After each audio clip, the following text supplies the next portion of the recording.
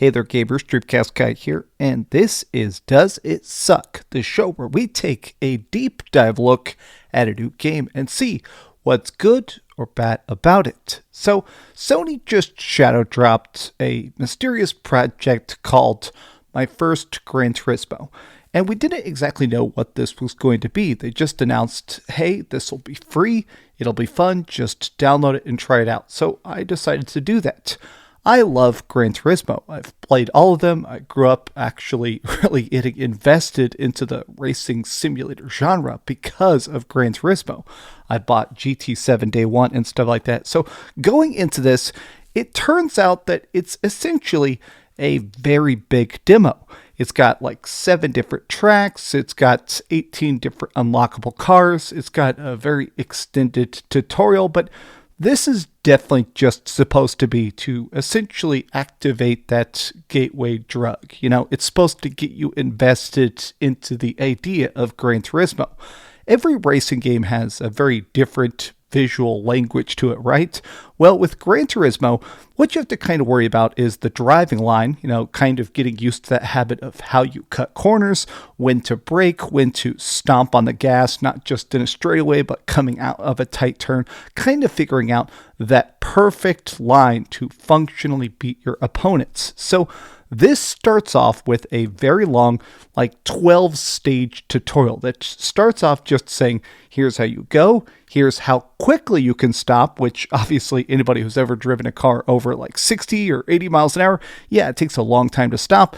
It tests you on stuff like that, and slowly it gives you faster and faster cars in the tutorial to go, okay, you took that corner properly that time, but now can you do that same exact corner going double the speed? This is called the licensing program. It's existed in every Gran Turismo, but I do feel like putting this in a demo format, I think this was a smart choice. Basically, it's giving people a chance who have never played Gran Turismo to not just see how beautiful this game is, but just how it plays. Now, I do want to quickly say they have been doing a bunch of very big performance patches on Gran Turismo 7. I almost said GTA 7. On Gran Turismo 7, they've been doing a bunch of performance patches. It already looked good, but it just keeps looking better and better and better. This is clearly a slice of Gran Turismo 7, so the graphics are absolutely insane.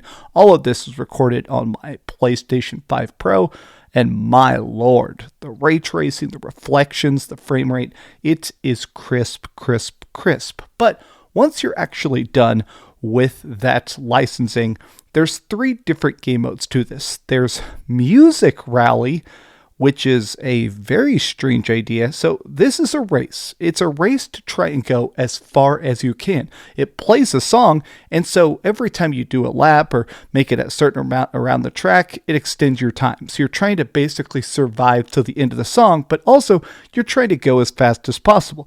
There's other racers on the track, but they're like NPCs. They're not really actually there. It's all just about how far you can get. What's the distance you can travel? I think this is an interesting idea, but I'm never really going to play this, right? I'm here to race. So they have multiple races in this, and I noticed that they have throwback tracks. So as you do each of these game modes and finishing your licensing and do the music tracks or whatever, just any game mode you choose to try out, you keep unlocking additional cars, which then you could do in the actual races. They don't just lock you into a particular vehicle. You can actually pick what you want to drive. And the races can be pretty tough. There is something cool about this as well, which is the fact that I noticed there's throwback tracks. Some of these are courses I recognize from older Gran Turismos. I feel like some of these are even from Gran Turismo 1, 2, and 3. I feel like they're kind of trying to get people to come back to Gran Turismo.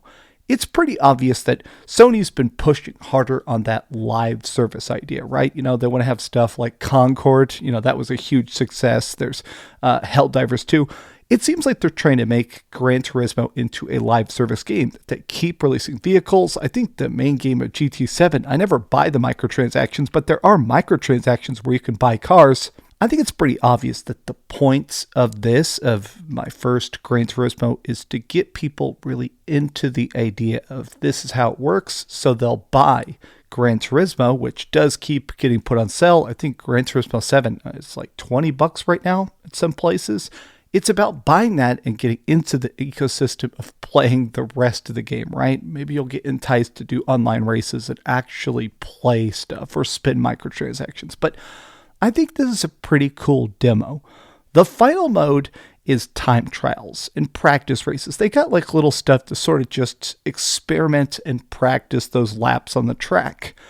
For a demo, this is a very big demo. It is a good experiment that I kind of wish other games would do, especially from PlayStation.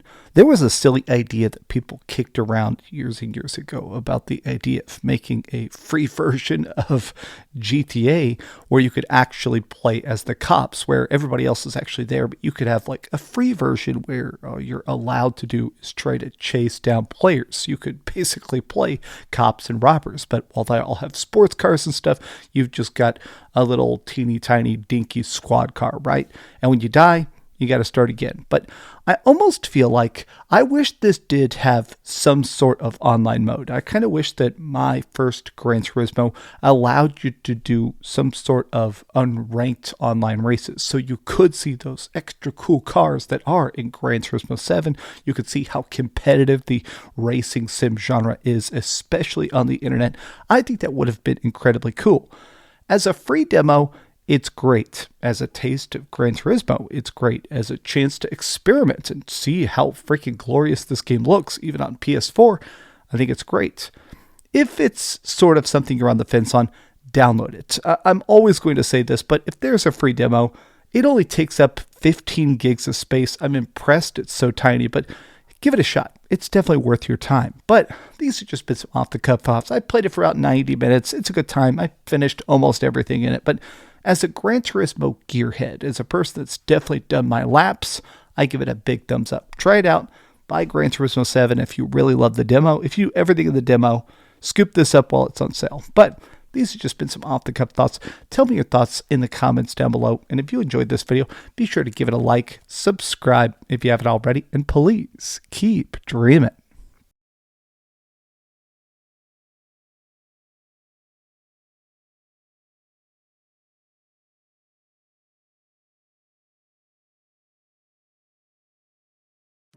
Thanks so much for watching that video. If you want to see something else, you can always click this link to see what I put up last, or, subscribe and see what's coming up next. Also, I promise that whatever I do, it'll try not to suck.